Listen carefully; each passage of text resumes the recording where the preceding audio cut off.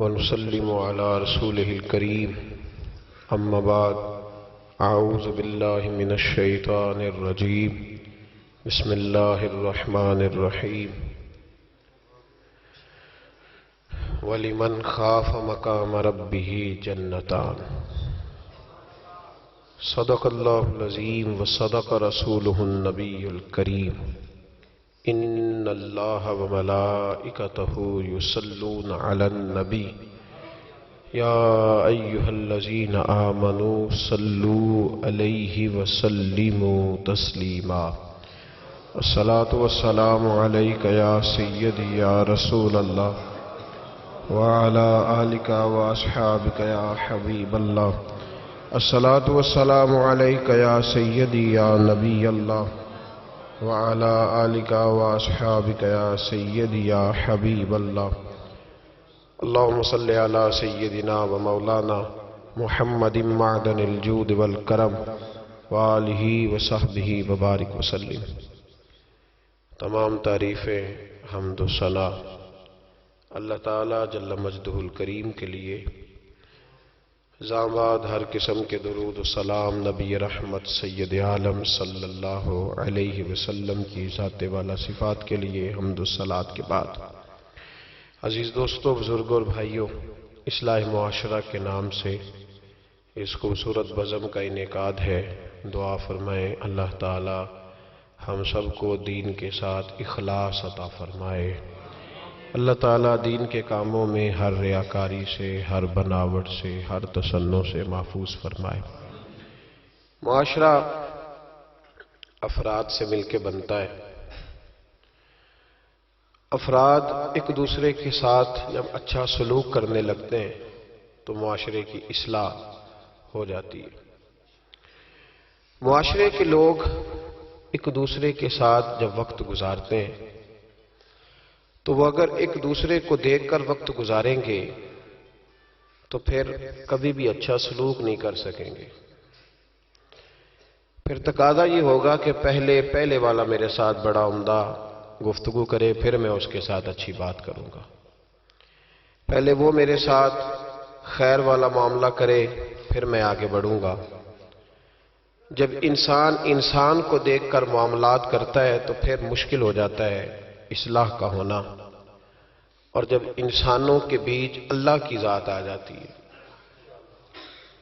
جب انسانوں کے درمیان رب کریم کی ذات آتی ہے، رسول رحمت صلی اللہ علیہ وسلم کی ذات عالی مرتبت آتی ہے، پھر انسانوں کا انسانوں کے ساتھ رویہ اصلاح والا ہو جاتا ہے، پھر آسانی ہو جاتی ہے، پھر زیادہ مشکل نہیں ہوتا۔ معاشرے کی اصلاح کے لیے لوگوں نے مختلف طریقے اختیار کیے ہیں۔ جدید قسم کے تالے آ گئے تاکہ کوئی چوری نہ کرے۔ اب لوگوں نے کیمرے لگوا لیے کہ ہر چیز ریکارڈ میں رہے، چور کا پتہ چل جائے۔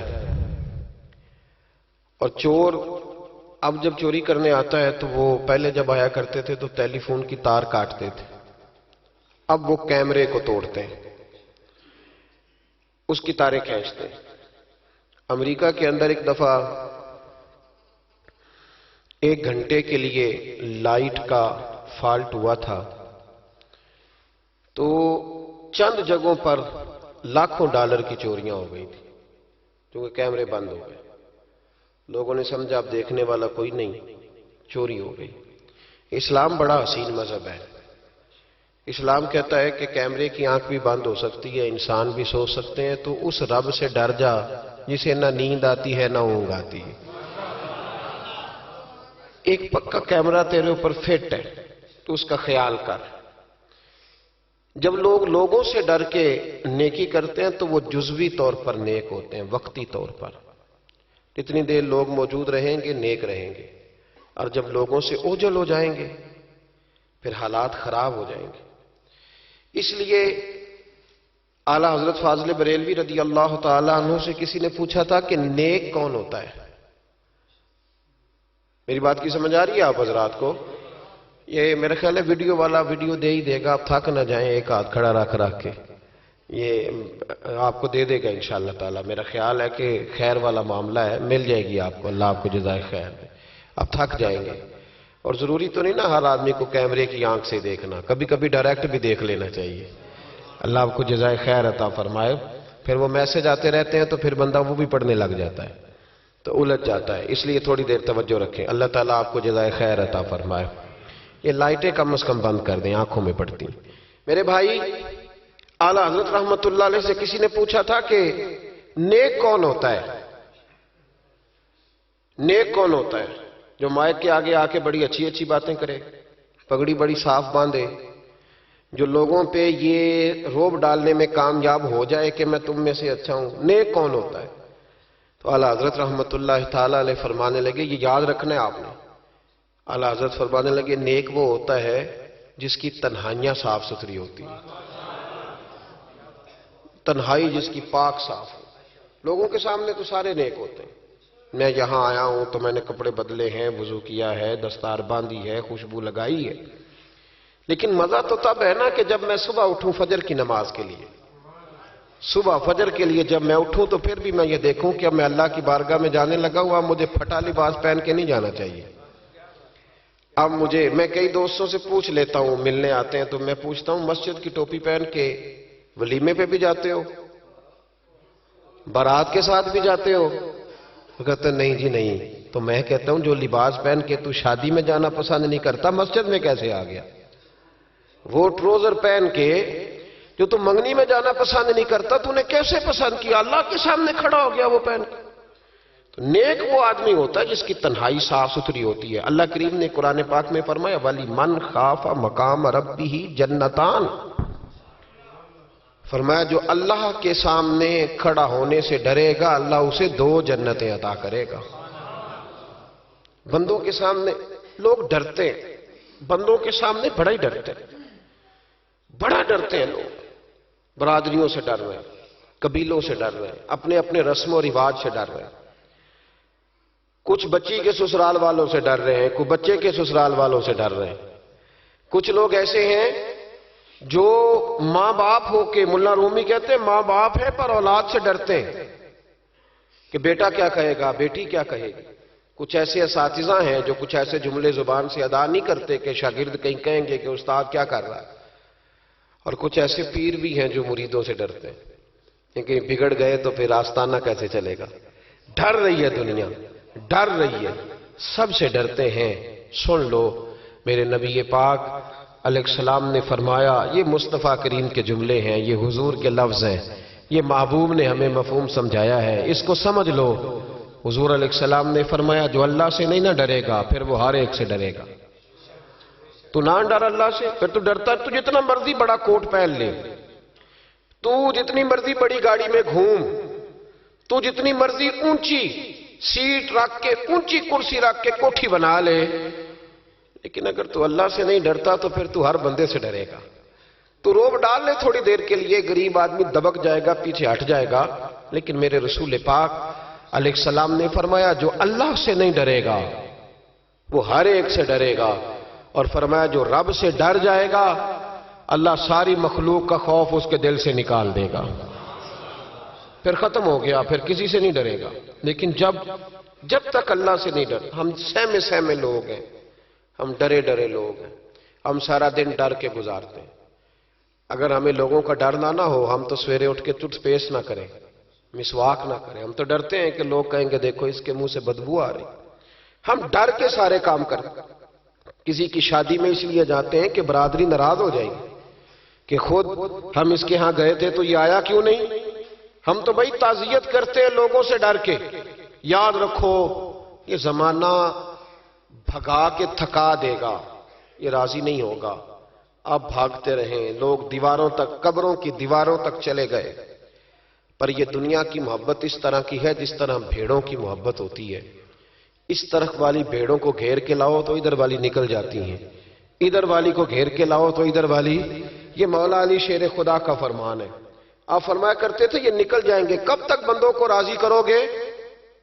کب تک راضی کرو گے؟ ادھر والے رشتہ داروں کو ناراض کرو گے، راضی کرو گے تو ادھر والے ناراض ہو جائیں گے. ادھر والے دوستوں کو راضی کرو گے تو پیچھے والے بگڑ جائیں گے. تو حضور پھر کیا کریں؟ آپ فرمانے لگے ایک رب کو راضی کرو، ان الذین آمنوا وعملوا الصالحات سیجعل لهم الرحمن ودا۔ فرمایا اگر رب رحمان تم سے راضی ہو گیا تو لوگوں کے دلوں میں تمہاری محبت پیدا فرما دے گا، پھر لوگوں کے دلوں میں تمہاری محبت، اللہ کا خوف پیدا کریں، ڈرا کریں اللہ تعالیٰ سے، یہ ذہن بنائیں کہ میرا مالک مجھے دیکھ رہا ہے۔ حضرت جنید بغدادی رحمت اللہ تعالیٰ علیہ فرماتے ہیں جب میں اپنے ماموں سے مرید ہوا نا حضرت سری سختی سے، تو میں نے ان سے وظیفہ پوچھا۔ لوگ کہتے ہیں کہ کامل پیر نہیں ملتا، تو میں کہا کرتا ہوں کہ مرید ہی کوئی نہیں ملتا، کوئی مرید نہیں، سارے تویزوں والے ملتے ہیں۔ کہتے ہیں حضرت صاحب آپ مہربانی کریں ایسی پھونک ماریں کہ سویرے اٹھوں تو میرے پلنگ کے نیچے 2 توڑے نوٹوں کے پڑے ہوئے ہوں۔ تو یہ حضرت صاحب کو یہ والی پھونک آتی ہوتی تو وہ اپنے پلنگ پہ نہ مار لیتے، وہ تیرے پلنگ پہ ہی مارنا تھی ان کو یہ پھونک۔ کہتے کوئی ایسا کام چلے کہ وہ پیسہ ہی پیسہ ہو جائے۔ تو میں نے کہا یہ جو تجھ سے 1000 روپیہ لے رہا ہے 2000 لے رہا ہے، اگر یہ پھونک ہوتی تو یہ پہلے اپنی پٹاری پہ مارتا۔ بھائی طریقت اور تصوف کس چیز کا نام رکھا ہے؟ پہلی بات تو یہ ہے کہ مرید کا وہ تصور ہی نہیں کہ میں نے معرفت الہی حاصل کرنی ہے، میں نے اللہ کی بارگاہ تک جانا ہے۔ رویہ ہی بالکل دوسرا ہے۔ جب میرا رویہ یہ ہے تو پھر سامنے والے کا بھی تو وہی ہوگا نا۔ اس لیے کہ جیسی میری نیت ہوتی ہے لوگ بھی مجھے ویسے ہی ملا کرتے ہیں۔ حضرت جنید بغدادی کہتے ہیں جب میں اپنے مرشد گرامی حضرت سری سختی رحمت اللہ علیہ کی بارگاہ میں گیا، مرید ہوا تو میں نے وظیفہ پوچھا، تو حضرت نے مجھے وظیفہ بتایا۔ وظیفہ، توجہ ہے میری بات پر؟ وظیفہ بتایا۔ میں نے کہا حضور کیا وظیفہ ہے؟ کہنے لگے تو نے اس بات کا تصور جمانا ہے، ہونٹوں سے رٹا نہیں لگانا، تو نے تصور جمانا ہے۔ کیا؟ تو نے تصور جمانا ہے کہ اللہ میرے ساتھ ہے اور اللہ مجھے دیکھ رہا ہے، اللہ میرے ساتھ ہے اور اللہ مجھے، یہ رٹا نہیں لگانا ہے لفظوں کے ساتھ، اس کا تصور جما، اللہ میرے ساتھ ہے اور اللہ مجھے، اس پر غور کر، اس کا رٹا لگا۔ پتہ ہے نیک کون ہوتا ہے، پرہیزگار کون ہوتا ہے؟ نماز پڑھنے والے کو نمازی کہتے ہیں، نیک نہیں کہتے۔ حج کرنے والے کو شریعت نے اسے حاجی کہا ہے، پرہیزگار نہیں کہا۔ زکوٰۃ دینے والا، صدقہ دینے والا سخی ہے، پرہیزگار کس کو کہتے ہیں؟ متقی کس کو کہتے ہیں؟ جو گناہ سے بچتا ہے، جو اللہ سے ڈرتا ہے، جو محتاط زندگی گزارتا ہے، جو بے تکے جملے نہیں بولتا، جو بے تکی سوچے نہیں سوچتا، جو فضول سوالات نہیں کرتا، جو مبہم زندگی نہیں گزارتا، جو اپنے وقت کو ضائع نہیں کرتا، جو کبھی بھی اس رستے پہ نہیں پڑتا جس رستے پہ اسے کوئی کام نہ ہو، جو بڑھ بڑھ کے آگے اپنا آپ دکھاتا نہیں، جو ہر روز بھاگ کے اس طرف نہیں ہوتا کہ کوئی مجھے بھی جاننے لگ جائے، کوئی مجھے بھی سمجھنے لگ جائے، وہ متقی نہیں۔ متقی تو وہ ہے جو گناہ سے بچے، اللہ سے ڈرے۔ حضرت عبداللہ بن عمر رضی اللہ تعالیٰ عنہ فرماتے ہیں کہ میں مدینہ منورہ سے نکلا ایک سفر کے لیے، میں نے کچھ کھجوریں، کچھ سرکہ، کچھ خشک چیزیں ساتھ رکھ لیں کیونکہ سفر لمبا تھا۔ فرماتے ہیں کہ میں ابھی کچھ فاصلہ میں نے مدینے کا طے کیا تو ایک صحرا آیا، دوپہر کا وقت ہو گیا تو میں کھانا کھانے لگا۔ رمضان کا مہینہ نہیں تھا، محرم سفر کے ایام چل رہے تھے۔ میری باتیں سمجھ تو آ رہی ہے نا آپ حضرات کو؟ سب کو آ رہی ہے؟ اللہ آپ کو جزا عطا فرمائے۔ کہتے ہیں میں دوپہر کے کھانے کے لیے وہاں رکا، میں نے وہ کھجوریں نکالی، سرکہ نکالا، کھانے لگا تو ایک چرواہا بکریاں چراتا آ گیا۔ وہ نوجوان تھا، اس کے چہرے پر میں نے بڑی روشنی دیکھی، غریب آدمی تھا، بکریاں چراتا تھا۔ ہم لوگ بھی جب کھانا کھانے بیٹھتے ہیں تو کوئی آ جاتا ہے تو اس کو دعوت دیتے ہیں، بھئی آ جا تو بھی کھانا کھا لے۔ کہتے ہیں میں نے اسے کہا کہ میاں آ جا روٹی کھا لو، کہنے لگا نہیں اللہ آپ کو جزا دے، میرا دل چاہتا تھا کہ کوئی میرے ساتھ کھا لے۔ اللہ کے بندوں کی خواہش ہوتی ہے نا کوئی مہمان مل جائے۔ فرماتے ہیں میں نے دوبارہ کہا بھئی آ جاؤ کھا لو، کہنے لگا نہیں حضور اللہ آپ کو جزا دے۔ میں نے دوبارہ تیسری دفعہ اصرار کیا، میاں تھوڑی سی کھا لے، کہنے لگا حضور اصرار نہ کریں، میں نے روزہ رکھا ہوا ہے۔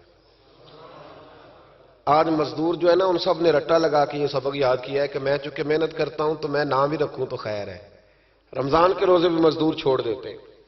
اللہ کسی شخص پر وہ بوجھ نہیں ڈالتا جو وہ اٹھا نہ سکے۔ رب بندوں سے پیار کرتے، اسے پتا تھا انہوں نے مزدوریاں کرنی ہیں. مزدور روزہ رکھ کے دیکھے، وہ دیکھے اسے کچھ بھی نہیں ہوگا. حضور نے تو کہا صوم تصحو، تم روزہ رکھو اللہ تمہاری صحت میں اضافہ کر دے گا. یہ تو تندرستی والا کام ہے. کہنے لگا حضور روزہ رکھا ہوا ہے. تو حضرت عبداللہ ابن عمر رضی اللہ تعالیٰ عنہ کہتے ہیں میرے دل میں خیال آیا پتہ کروں کہ صرف روزے دار ہے کہ نیک بھی ہے. صرف روزے دار ہے کہ نیک بھی ہے، صرف نمازی ہے کہ نیک بھی ہے، صرف حاجی ہے کہ اللہ سے بھی ڈرتا ہے. ذرا دیکھوں تو صحیح، آزماؤں. آپ فرماتے میں اٹھ کے قریب گیا، کھانا میں نے کھا لیا تو بکریاں تھی اس کے پاس، 300-400 بکری چرا رہا تھا. تو ایک بکری کی پشت پہ میں نے ہاتھ پھیرا، میں نے کہا بیچو گے؟ بیچو گے بکری؟ کہنے لگا حضور میں چرواہا ہوں، دیہاڑی پہ کام کرتا ہوں، مزدوری لیتا ہوں، ان کا مالک تو کوئی اور ہے. تو آپ فرماتے ہیں میں تو پہلے دیکھنا چاہتا تھا کہ نیک بھی ہے کہ نہیں. تو میں نے اس سے کہا کہ بکریوں کے مالک سے کہہ دینا ایک بکری بھیڑیا لے گیا ہے، کہہ دینا مالک سے. تو آپ فرماتے ہیں جب میں نے اسے دیکھا نا تو غریب تھا، پھٹے ہوئے کپڑے تھے. دامان توکل کی یہ خوبی ہے کہ اس پر پیوند لگے ہوتے ہیں پر دھبے نہیں ہوتے. آپ فرماتے ہیں کہ میں نے کہا کہ کہنا کہ بھیڑیا لے گیا تھا.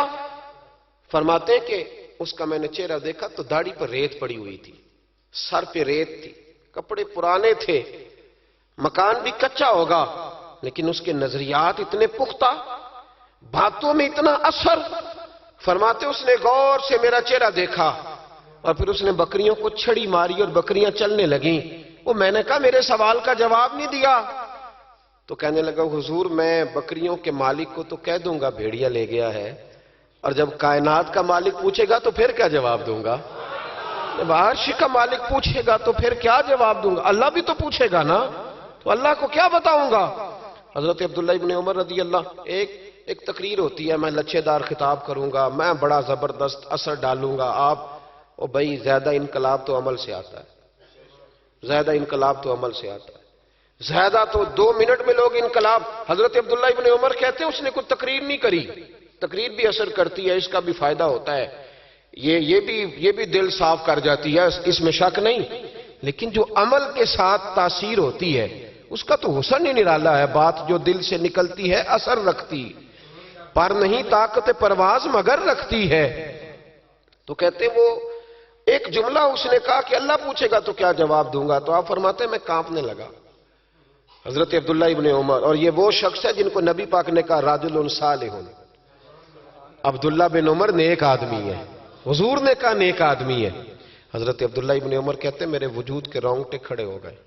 میں سفر پر نہیں گیا بلکہ میں وہیں سے واپس ہو لیا اور میں سیدھا اس شخص کے میں نے مالک کا پتہ کیا کس کی بکریاں چراتا ہے. فرماتے ہیں میں نے معلومات کر کے پہلے وہ غلام خریدا، پھر وہ 400 کے لگ بھگ بکریاں خریدیں، پھر میں نے اسے بلا کے وہ بکریاں تحفے میں دیں. تو مجھے کہنے لگا یہ کیا ہے؟ تو میں نے کہا تو نے قرآن نہیں پڑھا؟ اللہ سورہ طلاق میں فرماتا ہے کہ تم مجھ سے ڈر جاؤ، میں ہر مشکل سے نکلنے کا تمہیں راستہ دے دوں گا. وَيَرْزُقْهُ مِنْ حَيْثُ لَا يَحْتَسِبُ، اور تمہیں وہاں سے روزی دوں گا جہاں سے تمہارا کبھی گمان بھی نہیں گیا ہوگا. فرمایا تو چونکہ اللہ سے ڈرتا تھا تو یہ رب کریم نے تجھے روزی عطا فرمائی ہے، یہ بکریاں اب تیری ہیں.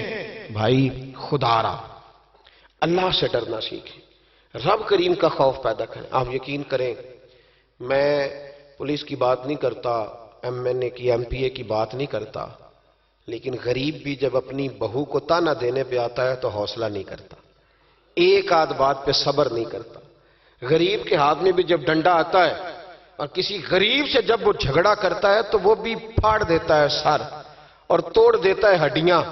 ہم بڑے سخت ہوتے ہیں. ذرا تھوڑی دیر سائلنٹ کر دے موبائل، اللہ آپ کو زیادہ عطا فرمائے. سنیں میرے عزیز، خوف خدا پیدا کریں، لفظوں پہ پابندی لگانا سیکھیں. ایسے جملے زبان سے ادا نہ کریں جو سامنے والے کو ساری رات سونے ہی نہ دیں. ایسی باتیں نہ کریں جو اتنی تکلیف کا سبب بن جائیں کہ پھر ہمارے لیے آزمائش ہو جائے آنے والے وقت میں. میرے نبی پاک علیہ الصلوۃ والسلام نے ہمیں خوف خدا کا راستہ دکھایا ہے، ہمیں بتلایا ہے. پاک صاف زندگی گزارنا چاہتے ہو تو اب سے رب سے ڈرو. ایک بزرگ تھے بغداد کے، شیخ حسن ان کا نام تھا. وہ جب نماز کی امامت کرتے نا بغداد کی جامع مسجد کے امام تھے، جب امامت سے فارغ ہوتے تو کہتے اے اللہ میرے شہر کے اس تاجر کی 2 بیویوں پہ اپنا رحم فرما، اے اللہ میرے شہر کے اس تاجر کی 2 بیویوں پہ اپنا. تو شاگرد اکثر سنتے کہ ہر نماز کے بعد استاد جی دعا کرتے ہیں. شاگرد پوچھتے حضور اس تاجر کی وہ بیویاں، نہ تاجر کا نام نہ بیویوں کا پتہ. تو آپ فرماتے تمہیں کیا، میں دعا کرتا ہوں نا، جس رب کی بارگاہ میں کرتا ہوں اس رب کو تاجر کا بھی پتہ ہے، بیویوں کا بھی پتہ ہے. تو ایک دن سارے شاگرد اکٹھے ہو کے بیٹھ گئے، استاد جی آج بتائیں تو صحیح معاملہ کیا ہے، آج ذرا آپ بات تو کریں، معاملہ کیا ہے، وہ کون سا تاجر، کون سی بیویاں. تو شیخ حسن فرمانے لگے کہ بغداد کا ایک تاجر تھا، بے اولاد تھا. اللہ اکبر. تو وہ اکثر تجارت کی غرض سے ملک شام جایا کرتا تھا، اس کی اولاد نہیں تھی، کئی مہینے اسے ملک شام میں رہنا پڑتا تھا. اس کے دل میں خیال آیا کہ میں یہاں ایک نکاح ہی نہ کر لوں، میرے پاس اتنی مال و دولت ہے. تو وہ گیا، اس نے وہاں جا کے ایک شادی کر لی، مکان بنا لیا، نکاح کر لیا. پہلی بیوی کو بتا نہ سکا. یہ جو خواتین ہوتی ہیں بڑی جاسوس ہوتی ہیں، انہیں پتہ چل ہی جاتا ہے، ان کے پاس کچھ ایسے ذرائع ہوتے ہیں، بلکہ میں کہا کرتا ہوں کہ اللہ نے انہیں حیث دی ہوتی ہے. یہ وہ جب مشین بنی تھی نا جھوٹ پکڑنے والی، تو اس وقت ایک بڑے دانشور نے کہا تھا، اس نے کہا تھا یہ غلط کیا گورنمنٹ نے مشین بنائی ہے جھوٹ پکڑنے. خاوند کا جھوٹ پکڑنا تھا تو اس کی بیوی سے بات کر لیتے، وہ فٹافٹ پکڑ لیتی ہے، اس کو پتہ ہوتا ہے کہ معاملہ کیا ہے، خاوند کو بھی پتہ ہوتا ہے. اور یہ محبت کا رشتہ ہے نا، اس میں نبی پاک صلی اللہ علیہ وسلم نے حضرت عائشہ صدیقہ رضی اللہ تعالیٰ عنہ سے کہا تھا کہ جب تم مجھ سے راضی ہوتی ہے تب بھی مجھے پتہ چل جاتا ہے، اور جب ذرا تیری توجہ اس طرف نہیں ہوتی تب بھی مجھے پتہ چل جاتا ہے. یا رسول اللہ کیسے؟ تو حضور فرمانے لگے جب تم مجھ سے راضی ہوتی ہے تو کہتی ہے مجھے رب محمد کی قسم ہو صلی اللہ علیہ، اور جب کسی بات میں تیری توجہ بٹی ہوتی ہے تو کہتی ہے مجھے رب ابراہیم کی قسم ہو. تو حضرت عائشہ صدیقہ مسکرا پڑی، کہنے لگی یا رسول اللہ اللہ نے آپ کو بڑا علم عطا فرمایا ہے، وہ تو سارا پتہ چل جاتا ہے. تو بیوی پتہ کر لیتی ہے، اسے خبر ہوتی ہے. ایسے بھی یہ لباس ہے مرد کا، مرد اس کا لباس ہے، دونوں ہی جانتے ہیں، کمزوریاں بھی خوبیاں بھی. تو وہ جب اس دفعہ تاجر آیا نا 2-1 دفعہ ملک شام سے نکاح کے بعد، تو بیوی محسوس کرنے لگی کہ بدلے بدلے سے میری سرکار نظر آتے ہیں، نہ تو کپڑے دھلنے والے ہیں، نہ اس طرح اس کی طبیعت ہے، کوئی معاملہ ہے. لیکن فرما بردار بیوی تھی تو ڈائریکٹ شوہر سے سوال نہیں کیا، ایک جاسوس کے ذمہ لگایا کہ ملک شام جا کے پتہ تو کر ماجرا کیا ہے. وہ گیا. اس دفعہ جب یہ ملک شام گیا نا چند مہینوں کے بعد دوبارہ، تو وہ پیچھے گیا کہ کہنے لگا کہ میں کچھ بتا نہیں سکتا، تکلیف والی بات ہے، لیکن مسئلہ یہ ہے کہ تیرے خاوند نے وہاں نکاح کیا ہوا ہے، ایک گھر بھی لیا ہوا ہے، ایک بیوی بھی ہے. اس نے کہا چلو آتے ہیں تو بات کرتی ہوں. لیکن اب کہ جب یہ آیا نا واپس ملک شام سے تو بڑا شدید بیمار ہو کے آیا، شدید بیمار. خاتون کہتی ہے مجھے پوچھنے کا موقع ہی نہ ملا، وہ بیمار ہی اتنا تھا، میں نے مناسب ہی نہ سمجھا، تیمارداری کرتی رہی، تندرست ہوگا تو بات کروں گی، اللہ نے موقع نہ دیا، وہ تاجر انتقال کر گیا. ادھر دیکھیں جی میری طرف، وہ انتقال کر گیا. اب عدت گزری تو اس بیوی نے، بغداد والی نے، اس نے اس کا کل مال، چونکہ اور کوئی تھا ہی نہیں، یہی بیوی تھی اور بڑا مالدار تھا، اس نے کل مال جمع کیا اور پھر اس کو آدھے حصے میں بانٹا. عدت گزرتے اس نے 2 سواریوں کا بندوبست کیا، اس جاسوس کو ساتھ لیا اور اس بیوی کے پاس پہنچی جو ملک شام رہتی تھی. اللہ کرے آپ کو سمجھ آئے. اور بھائی یہ کردار مسلمانوں کا ہے. ہم آج کل پتہ کیا سمجھتے ہیں، کہتے ہو وہ تو بڑے لوگ تھے. وہ بڑے لوگ نہیں تھے، وہ مسلمان لوگ تھے. ان کے نام کے ساتھ وہی لفظ لگتا ہے جو ہمارے نام کے ساتھ لگتا ہے. وہ بھی نمازی تھے، حاجی تھے، وہ سارا کچھ تھے. بس ہم نے نہ کہہ دیا دلی دور است، ایسی کوئی بات نہیں. آج بھی ہو اگر ابراہیم کا ایمان پیدا، آگ کر سکتی ہے انداز گلستاں پیدا، اور تو فضائے بدر پیدا کر، فرشتے تیری نصرت کو اتر سکتے ہیں گردوں سے کتار اندر کتار. اب بھی اس نے سارا کچھ رکھا، جاسوس کو ساتھ لیا اور شام، ملک شام پہنچ گئی.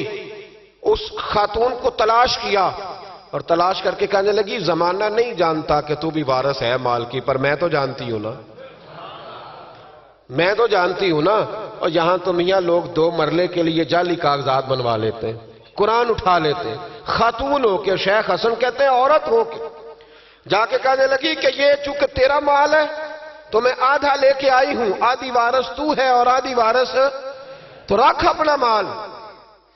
اس خاتون نے آگے بڑھ کے اپنی سوکن کو گلے سے لگایا اور کہنے لگی بی بی اگر تو اللہ سے ڈرتی ہے تو میں بھی اسی رب کی بارگاہ میں سجدہ کرتی ہوں، میں بھی اسی مالک سے ڈرتی ہوں، میں بھی اسی کریم کی ماننے والی۔ کا کیا مطلب؟ کہنے لگی میرا شوہر اب کے جب آیا تھا نا ملک شام تو بیمار ہو کے آیا تھا، اور بغداد کے طبیبوں نے اسے بتایا تھا کہ اب تو بچے گا نہیں، تو وہ جب واپس جا رہا تھا تو مجھے کچھ پیسے بھی دے گیا تھا، یہ مکان بھی میرے نام کر گیا تھا، اور مجھے طلاق بھی دے گیا تھا، اور کہہ گیا تھا مرضی کا نکاح کر لے۔ وہ چونکہ مجھے فارغ کر گیا تھا، اب اس مال میں سے میرا کوئی حصہ نہیں، یہ سارا ہی تیرا ہے، اب میرا اس میں سے کوئی حصہ نہیں، تو رکھ لے، سارا ہی تیرا۔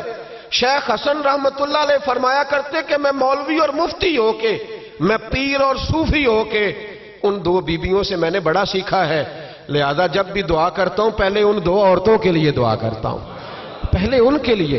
جن لوگوں کے دلوں میں خوف خدا ہوتا ہے وہ سجے ہوئے ہوتے ہیں، وہ سنورے ہوئے ہوتے ہیں، وہ دیانتدار ہوتے ہیں، وہ اپنے چھوٹے چھوٹے سے مکان پر بڑے خوشحال ہوتے ہیں، ان کی نظریں اگر کبھی جاتی ہیں تو خدا کی رحمت پر، کسی کی جیبوں پر ان کی نظریں کبھی نہیں جاتی۔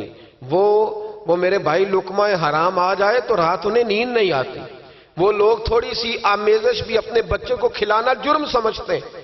آج ہر گھر سے چیخنے کی آواز آتی ہے، ہر ایک کو ڈرونے خواب آتے ہیں، ہر آدمی سہما اور سمٹا ہوا رہتا ہے۔ ایک صاحب مجھ سے کہنے لگے پیر صاحب میرے گھر کے کونے سے چیخنے کی آواز آتی ہے، بڑے پیروں کو دکھایا ہے فرق نہیں پڑتا، آپ بھی چلیے۔ تو میں نے کہا یار میں تو عمل شامل نہیں ہوں، لمبا چوڑا تعویذ دھاگا مجھے تو نہیں آتا، ہاں حدیث مبارکہ میں جو وظائف بتائے گئے ہیں تمہیں بتا دیتا ہوں، اس کو پڑھ لو۔ کہنے لگے نہیں جی نہیں، بڑے لوگوں کو دکھایا ہے فرق نہیں پڑتا۔ تو میں نے کہا ہو سکتا ہے پھر جن نہ ہی ہو وہاں پہ۔ کہنے لگے آپ کا کیا خیال ہے؟ تو میں نے کہا اگر کسی یتیم کا مال گھر کے کسی کونے میں لگ جائے تو پھر چیخنے کی آوازیں بند نہیں ہوتی، وہ پھر ہمیشہ آتی، پھر گھر سے خوف آتا ہے۔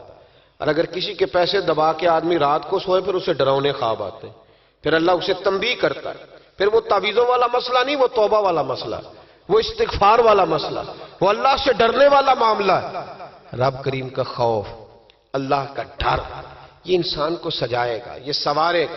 ہم مسلمان ہیں، ہر دوسرا لفظ ہمارا یہ ہوتا ہے کہ ہمارا رب ہمیں دیکھ رہا ہے، ہر دوسرا لفظ یہ ہوتا ہے کہ مر جانا ہے، وقت آنے والا ہے، ہر دوسرا جملہ یہ ہوتا ہے کہ قیامت میں اللہ حساب کتاب کرے گا۔ تو بھئی جب ہر دوسرے فکرے پہ یہ بات بولتے ہو تو پھر بدلنا کب ہے؟ پھر سچ کب بولنا ہے؟ پھر دیانتداری کب کرنی ہے؟ اگر یہ پاک کہہ کہ مر جانا ہے، کنفرم ہے، پھر اس کی تیاری کب کرنی ہے؟ پھر اس کے لیے پروگرام کب بنانا ہے؟ جس آدمی نے 1 ہفتہ بعد عمرے پہ جانا ہے وہ ٹکٹ آج کرائے گا یا ابھی کرائے گا؟ شام کو جانا ہو تو ہفتہ پہلے کرائے گا نا۔ تو یہ کس طرح کا جانے والا ہے جو کہتا ہے اس وقت تیاری کروں گا جب پکا پتہ چل جائے گا کہ شام کو مر جانا ہے؟ اللہ کا خوف ہمیں سجائے گا، ہمیں سنوارے گا۔ زندگی میں بڑی بہاریں ہم نے دیکھ لی، بڑے رنگ دیکھ لیے، بڑے لوگوں کو اپنے ہاتھوں سے دفن کیا، بڑی باتیں ہمیں آتی ہیں، بڑی کہاوتیں ہم جانتے ہیں۔ کسی کو 30 سال ہو گیا علماء کی تقریریں سنتے، کسی کو 40 سال بیت گئے خطاب سنتے، کسی کو 15 سال ہو گئے بات سنتے۔ تو بدلنا کب ہے؟ اب اس بات پہ عمل کب کرنا ہے؟ کیا تقریریں سننا ایک رسم کا نام ہے؟ کیا یہ محافل اس لیے سجائی جاتی ہیں کہ ذرا پوسٹر شائع ہو جائیں، مولانا کی فوٹو آ جائے؟ کیا اس لیے یہ سارے کام کیے جاتے؟ تبدیلی کب آئے گی؟ کب ہم اپنے ذہن کو بدلیں گے؟ کب ہم تیار ہوں گے کہ بس بھئی اب ختم دنیا کی دوڑ سے باہر، اب مسجد میں کب آئیں؟ کس وقت وہ وقت آئے گا جب جمعے والے دن لوگ پرچیاں ڈالیں گے کہ آج مسجد کی صفائی میں نے کرنی، آج مسجد میں جھاڑو؟ وہ وقت کب آئے گا جب نبی پاک صلی اللہ علیہ وسلم نے کہا تھا کہ تمہیں پہلی رکعت، ادھر دیکھو میری طرف، کیا معاذ اللہ تعالی ہم ان باتوں کا بھی اس کان سے سن کے ساری زندگی دوسرے کان سے نکالتے رہیں گے؟ کیا رسول پاک علیہ السلام سے ہمارا اس طرح کا رشتہ ہے کہ بات سنی اور ٹال دی؟ کیا اسی طرح زندگی گزاریں گے؟ وہ وقت کب آئے گا جب نبی پاک علیہ السلام نے فرمایا تھا کہ اگر تمہیں پہلی صف کے ثواب کا پتہ چلے تو تم قرآن اندازی کرو. کب قرآن اندازی ہوگی؟ کب؟ یا موٹر سائیکل کی قرآن اندازی میں تو 50,000 کا مجمع ہو جاتا ہے. یہاں محفل، اب تو اللہ تعالیٰ محفل والوں کو توفیق ہدایت عطا کرے، وہ عمرے کے ٹکٹ کے لیے لوگوں کو باندھ کے رکھتے ہیں. وہ میں کہتا ہوں بس کرو یار، ٹکٹ دینا ہے تو اپنے امام مسجد کو دے دو چپ کر کے، کسی غریب کو دے دو، عمرہ کار آئے. اب عمرے کے ٹکٹ کے لیے لوگوں کو بٹھاؤ گے محفل میں، جس نے آنا وہ خدا کے لیے آئے یا محمد مصطفیٰ کے لیے آئے. خبردار کسی اور لالچ کے لیے کوئی نہ آئے. یہ تو خیر کا کام ہے، یہ تو چپ کر کے دینا چاہیے. اور بھائی کب قرآن اندازی کریں گے؟ حضور علیہ السلام نے فرمایا تمہیں پتہ چلے جمعے والے دن پہلے آنے کا ثواب کیا ہے، تم قرآن اندازی کرو. کب قرآن اندازی ہوگی؟ کب؟ رسم سمجھ لیے ان سب باتوں کو؟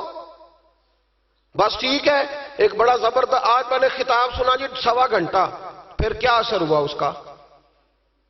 کیا رزلٹ نکلا؟ اس پر عمل کب ہوگا؟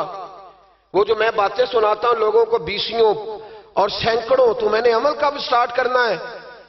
جنہوں نے نبی پاک سے سنا تھا انہوں نے عمل کیا تھا.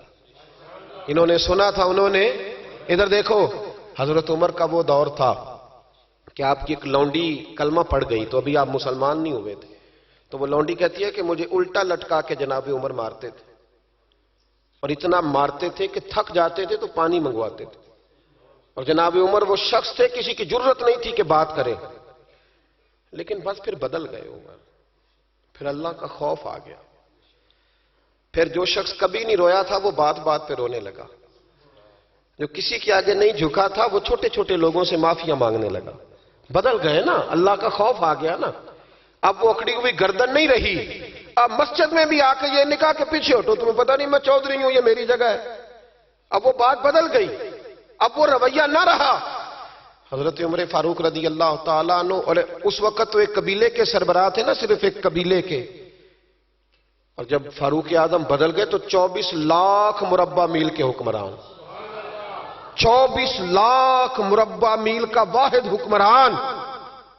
اور جب کیسر و کسرا جیسے بادشاہ عمر کو بلائیں تو عمر کہیں جاؤ دوڑ جاؤ، میرے پاس ٹائم نہیں. اور ایک دن رات کو چہرے پہ نقاب ڈال کے نا تو مسجد کی گلیاں گھوم رہے تھے عمر فاروق، مدینے کی گلیاں گھوم رہے تھے. 1-2 گلیاں رہ گئیں تو فجر کا وقت ہو گیا. تو حضرت عمر اپنے غلام سے کہنے لگے نماز پڑھ لیتے ہیں اور باقی 2 گلیاں بعد میں گھوم لیں گے. حضرت عمر نے امامت کرائی تو نقاب اسی طرح چہرے پہ. ایک گلی سے گزر رہے تھے تو ایک بوڑھی اماں بیٹھی ہے خیمے میں، بوڑھی کچھ چہرے سے پریشان لگتی ہے. تو حضرت عمر غلام سے کہنے لگے اسے پوچھو کیوں پریشان ہے؟ ہمارا تو اپنا ابا پریشان رہتا ہے، ہم پوچھتے نہیں، ہم نہیں پوچھتے. ہماری اپنی اماں روتی رہتی ہے کہ چلو 2 گھڑیاں رات کو آ کے بیٹھے گا میرے پاس، لیکن وہ آتا ہے 2 درجن کنوں لے کے اور سیدھا اپنے کمرے میں جاتا ہے اور بیگم صاحبہ سے کہتا ہے کہ یہ 6 اماں کو بھی دے آؤں، اس نے کون سا کھانے ہیں؟ تو وہ پلیٹ میں لے کے آتی ہے. پھر ماں کا دل ٹوٹتا ہے کہ یہ کمائی تو میری تھی، یہ تو بوٹا میں نے پالا تھا، لیکن یہ کس بیوپاری کے ہاتھ چڑھ گیا. ہم تو اپنے ماں باپ کو ٹائم نہیں دیتے، لیکن جب لوگ اللہ سے ڈرتے تھے رویہ کیا تھا. حضرت عمر فاروق رضی اللہ تعالیٰ عنہ خادم سے کہنے لگے بوڑھی سے پوچھو. تو پوچھا اماں السلام علیکم. وعلیکم السلام. اماں کیا بات ہے؟ تو اماں کہنے لگی جاؤ دوڑو، تمہیں کیوں بتاؤں، دیہات کی سیدھی سادی بی بی، جاؤ بھاگ جاؤ. کہا نہیں اماں مہربانی کرو اندر تو آنے دو. بڑی منت کے بعد اماں مانی. عمر فاروق عام آدمی نہیں جس سے دنیا کامتی ہے. حضرت عمر اندر گئے. اماں کیوں پریشان ہو؟ تو اماں کہنے لگی تمہیں کیوں بتاؤں، میرا اپنا دکھ ہے. چل اماں بتا دے، تیری مہربانی. تو اماں کہنے لگی میں ایک بیوہ ہوں، بے اولاد ہوں، کوئی میرا سہارا نہیں. مجھے عمر فاروق سے بڑی شکایت ہے، میرے اوپر 25 دینار کا قرضہ چڑھ گیا ہے اور 3 دن ہو گئے میں نے روٹی نہیں کھائی، اور عمر نے میری خبر نہیں لی. حضرت عمر کو پتہ چل گیا لوارث ہے، اس کا کوئی 2 4 10 ہزار ووٹ کوئی نہیں. ایک کو میکے سے 6 مربے نہیں لے کے آئی، ایک اکیلی تنے تنہا.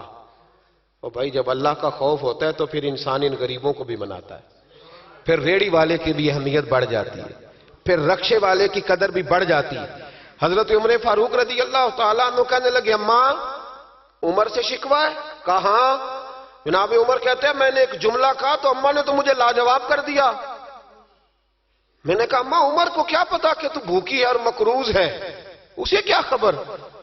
تو اماں کہنے لگی کیا کہا تم نے؟ عمر کو خبر نہیں، اسے پتا نہیں؟ تو عمر سے کہو نا چھوڑ دے حکومت، اس کے حوالے کرے جو خبر رکھ سکتا ہے۔ کیوں بیٹھا ہے پھر؟ ہمارے حکمران کہتے ہیں ابھی میں صدمے میں ہوں، نکلوں گا تو بات کروں گا، نہ ادھر ادھر کی تو بات کر، یہ بتا کہ قافلہ کیوں لٹا، مجھے رہزنوں سے غرض نہیں، تیری رہبری کا سوال ہے، ہاں تجھے جواب دینا پڑے گا۔ حضرت سیدنا عمر فاروق رضی اللہ تعالیٰ عنہ سے اماں کہنے لگی نہیں خبر رکھ سکتا تو حکومت کیوں کرتا ہے، چھوڑتا کیوں نہیں؟ تو حضرت عمر کہتے ہیں میں کانپنے لگا، دوڑے گئے جناب عمر۔ میں نے کہا اس اماں کا 6000 ووٹ نہیں کہ اس کی قدر کی جائے، یہ اماں کوئی بہت آکسفورڈ یونیورسٹی کی ڈگری ہولڈر نہیں کہ اس کی بات مانی جائے، کہ لاوارث اور بیوہ بی بی۔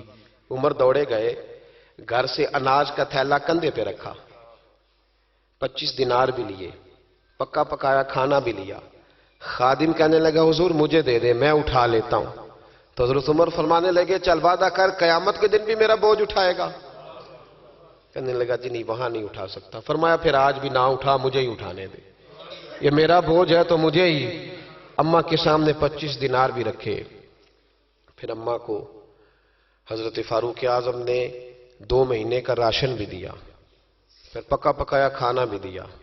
معمولی آدمی کی بات نہیں کر رہا، 24 لاکھ مربع میل کا حکمران۔ حضرت عمر مدینے میں بیٹھ کے کبھی للکار دیں تو کیسر و کسریٰ کی ٹانگیں کانپیں۔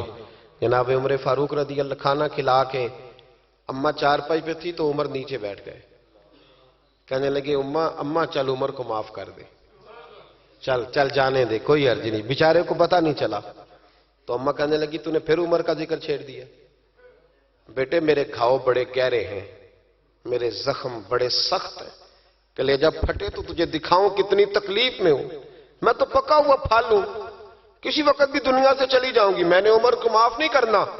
جب میں قبر میں جاؤں گی نا، نبی کریم علیہ السلام آئیں گے تو میں عمر کی شکایت کروں گی، میں کہوں گی حضور اس سے پوچھئے یا رسول اللہ بیوہ اور بوڑھی کا خیال ہی نہیں کیا؟ تو آپ کے غلام کہتے ہیں میں نے عمر کو کبھی اتنا روتے نہیں دیکھا جتنا آج روئے۔ کہنے لگے اماں عمر کو میں جانتا ہوں وہ کمزور ہے، یہ شکایت نہ لگانا، وہ کمزور ہے، مقابلہ نہیں کر سکے گا، یہ شکایت نہ لگانا، چل معاف کر دے۔ تو اماں کہنے لگی اچھا تو مجھے کچھ اچھا لگتا ہے، جا تیری خاطر عمر کو معاف کیا، تو پیارا لگا ہے، جا معاف کیا، تیری خاطر معاف کیا، تیری خاطر عمر کو معاف کیا۔ حضرت عمر فاروق کہنے لگے مجھے لکھ کے دو، کون اتنے جتن کرتا ہے؟ کون؟ کسی سے کہنا جا اپنی اماں کو منا لے، تو کہتے ہیں نہیں میری غلطی کوئی نہیں تو مناؤں کس بات پہ، ہمیں تو 20 دلیلیں آتی ہیں، جا ابا کے پیر پکڑ لے۔ پتہ ہے نبی پاک علیہ السلام نے فرمایا جس کا باپ راضی ہوگا اسی کا اللہ راضی ہوگا، اور جس کا باپ ناراض ہوگا وہ سارا دن وظیفے پڑھے، اس کا اللہ راضی۔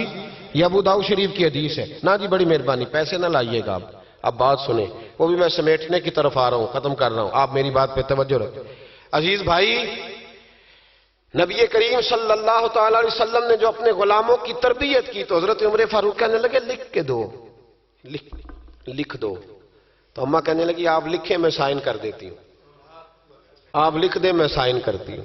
حضرت عمر نے لکھا فلاں بنت فلاں کو عمر سے شکایت تھی، پھر انہوں نے عمر کو معاف کر دیا۔ اماں سائن کرنے ہی لگی تھی کہ مولا علی شیر خدا آ گئے، حضرت عبداللہ ابن مسعود آ گئے۔ اوہو عمر یہاں بیٹھے ہوئے ہو، میں سارے مدینے میں تلاش کر رہا تھا، یہاں بیٹھے ہو، وہ کچھ لوگ ملنے آئے، نکلو۔ اماں نے سنا کہ یہ عمر تھے تو اماں اٹھ کے کھڑی ہو گئی، آئے ہائے عمر تھے، آپ عمر تھے؟ تو جناب عمر کہنے لگے اماں تو نے جو کہا ٹھیک کہا، لیکن اپنے وعدے پہ قائم رہا، یہ ذرا سائن کر دے۔ اماں نے سائن کیے تو حضرت عمر فاروق فرمانے لگے علی آ گئے ہو تو بطور گواہ تم بھی دستخط کر دو، عبداللہ ابن مسعود تم بھی بطور گواہ جب سائن ہوئے تو جناب عمر نے رکا لپیٹا اور مولا علی شیر خدا سے فرمانے لگے علی یہ رکھ لو، مجھے لگتا ہے میں تم سے پہلے دنیا سے جاؤں گا، اور جب میں پردہ کر جاؤں نا تو یہ رکا میرے کفن میں رکھ دینا، اگر حضور علیہ السلام نے پوچھا نا میری امت کے ساتھ کیا سلوک کر کے آئے ہو تو رکا نکال کے کہوں گا یا رسول اللہ ایک بوڑھی ناراض تھی میں اسے بھی راضی کر کے آیا، حضور یہ میں راضی۔ بھائی جب تک ہم اللہ سے نہیں ڈرتے معاشرہ اصلاح پذیر نہیں ہو سکتا۔ جب تک یہ وظیفہ پک نہیں جاتا کہ اللہ میرے ساتھ ہے اور اللہ مجھے دیکھ رہا ہے، تب تک حالات بہتر نہیں ہو سکتے۔ جب انسان یہ وظیفہ پکا لیتا ہے تو پھر چونٹی پہ بھی ظلم نہیں کرتا، پھر وہ گدھے کو ڈنڈا مارتے ہوئے بھی سوچتا ہے، پھر میرے بھائی وہ پھر احساس کرتا ہے کہ جانور کی وجہ سے ہی نہ قیامت میں پوچھ لیا جائے۔ لیکن جب اللہ سے نہیں، ہمارے اب نہ تو مراقبے رہے، نہ ہم تنہا مصلی پہ بیٹھتے ہیں، نہ رات کو رب کریم کو مناتے ہیں، نمازیں ہیں تو وہ بھی ساری دکھاوے کی، اللہ ماشاءاللہ ہمارے سارے معاملات میں دکھاوا اس تیزی سے آیا کہ روح کا وہ اجر اور دل کی وہ کیفیات ختم ہوتی جا رہی ہیں۔ رات مصلی پہ بیٹھیں، اپنی اصلاح کے لیے اپنے مالک کے حضور دعا کریں، اور سب سے بڑھ کر یہ کہ یہ ذہن بنائیں کہ یہ باپ مجھے بعد میں ملا، اماں مجھے بعد میں ملی، بچے بیوی بعد میں ملے، پہلے تو میں اپنے رب کے پاس تھا، اس وقت میرا کوئی رشتہ دار نہیں تھا، اور جب میں قبر میں جاؤں گا تو پھر بھی میرا اللہ ہی میرے ساتھ ہوگا، اور اگر اس کے بعد کوئی ہستی میرے لیے ابر رحمت بنے گی تو خدا کے محبوب کی ہستی بنے گی۔ میرے بھائی، جس آدمی کے ساتھ انسان کو ہمیشہ کام پڑے اسے بندہ ناراض نہیں کرتا، اس کے ساتھ دوبارہ بھی مجھے کام پڑے گا، تو رب رسول کے ساتھ رشتے مضبوط کریں۔ ہم بڑے کمزور ہوتے جا رہے ہیں، باتوں کے گورکھ دھندے میں زندہ ہیں، کسی کو بھی چھیڑ لیں، جتنی مرضی باتیں سن لیں، کسی شخص سے بھی آپ ڈسکس کر لیں، جو مرضی اسے سن لیں۔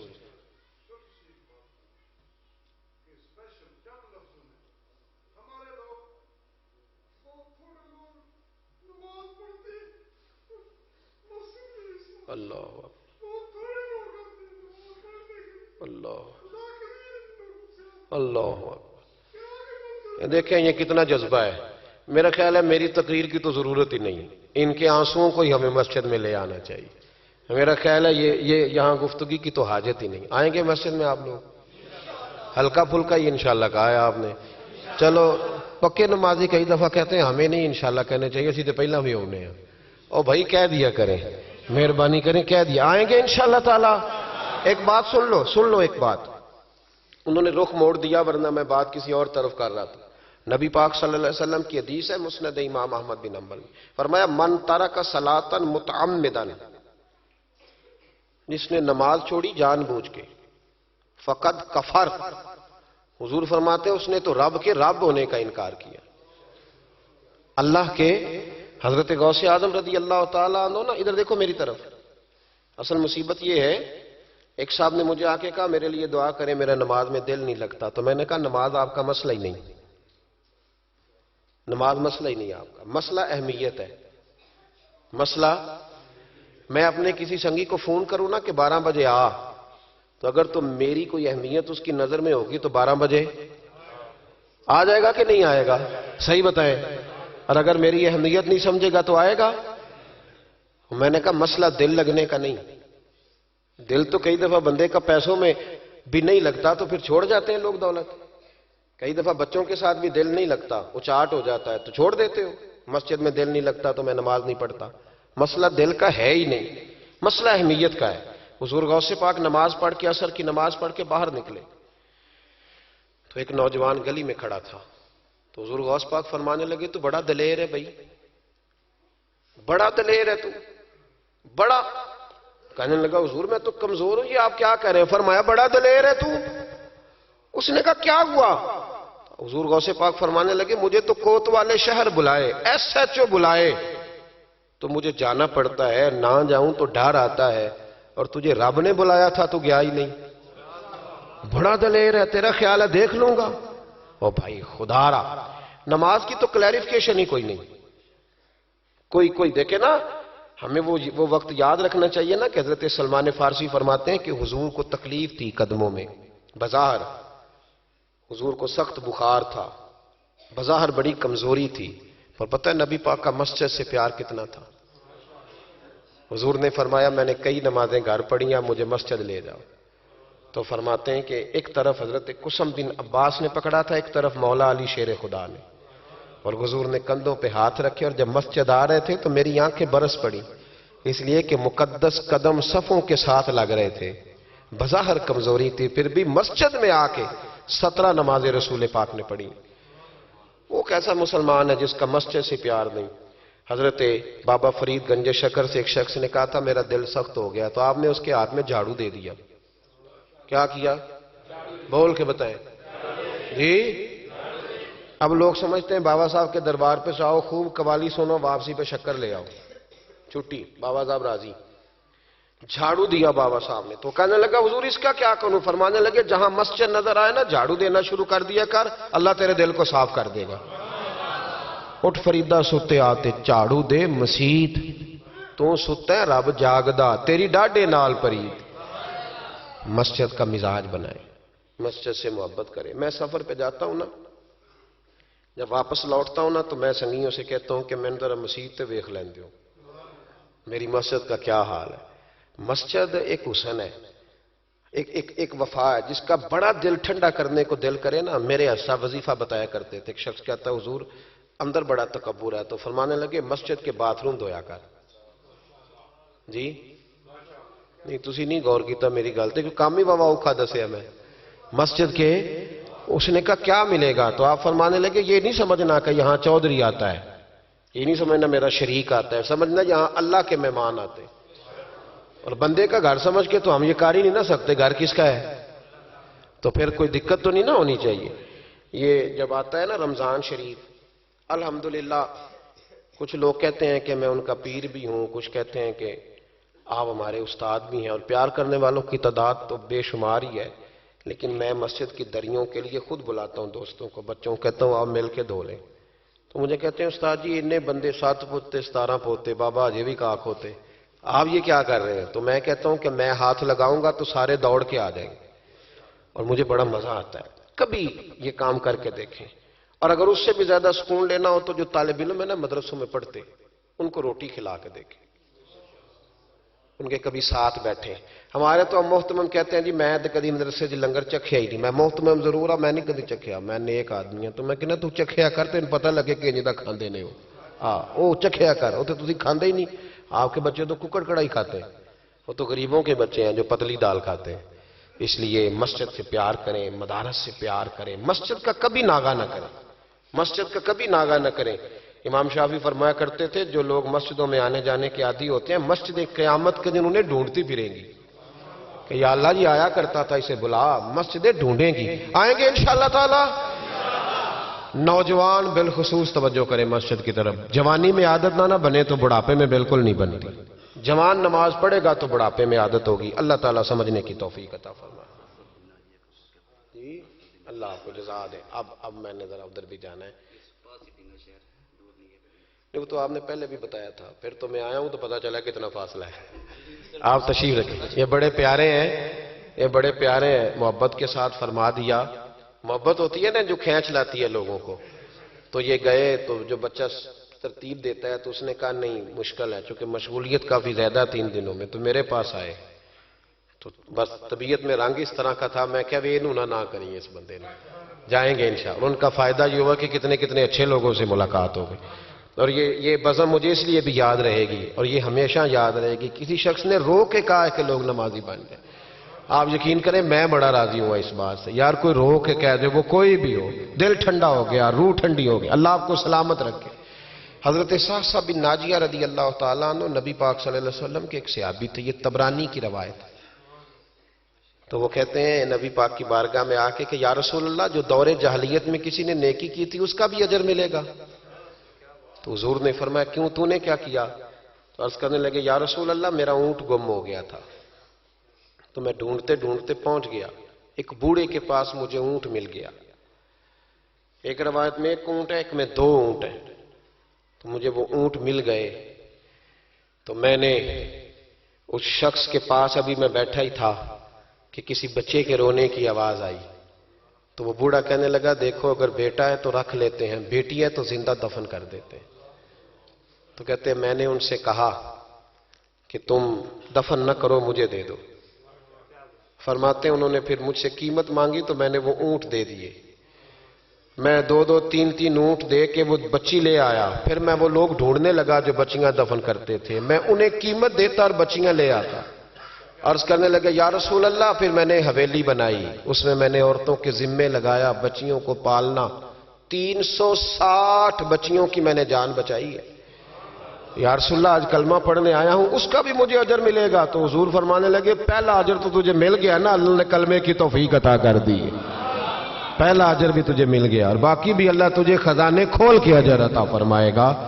خیر کریں گے تو اللہ اجر ضائع نہیں کرتا، اللہ اجر ضائع، لیکن خیر کی عادت بنائیں، شر سے ہمیشہ بچیں، اللہ ہمیں توفیق عطا فرمائے۔ اللہم صلی علی سیدنا و مولانا محمد معدن الجود والکرم وعلیہ وبارک وسلم۔ اللہ ہمارا یہاں حاضر ہونا قبول فرما، ہمارے گناہوں کو معاف فرما، ہماری غلطیوں سے درگزر فرما، علم نافع کی توفیق عطا فرما، عمل صالح کی توفیق عطا فرما۔ اے مالک کریم، مسجدوں کی رونق کو دوبالا فرما، گناہ کے اڈوں کو برباد فرما۔ مالک کریم، نیکی کرنے اور نیکی پھیلانے کا ذریعہ بننے کی توفیق عطا فرما۔ اے عرش و فرش کے مالک، اپنے محبوب علیہ السلام کے رستوں کا ہمیں مسافر بنا، حضور کی تعلیمات پر عمل کی توفیق عطا فرما۔ اللہ عالم اسلام کے حق میں رحمت والے فیصلے فرما، برما کے مجبوروں کی مدد فرما، کشمیر اور فلسطین کے مظلوموں کی مدد فرما، پاکستان کو نظام مصطفیٰ صلی اللہ علیہ وسلم کا گہوارہ بنا۔ اے اللہ، سجدوں کا ذوق عطا فرما، عبادتوں کا شوق عطا فرما، تلاوتوں کی لذت عطا فرما۔ اے مالک کریم، زندگی تقوی کے نور والی اور موت کلمہ اسلام پہ نصیب فرما۔ اللہم انا نسألک العفو والعافیۃ فی الدین والدنیا والآخرہ۔ رب اغفر وارحم وانت خیر الراحمین، وصلی اللہ تعالی علی حبیبہ سیدنا و مولانا محمد۔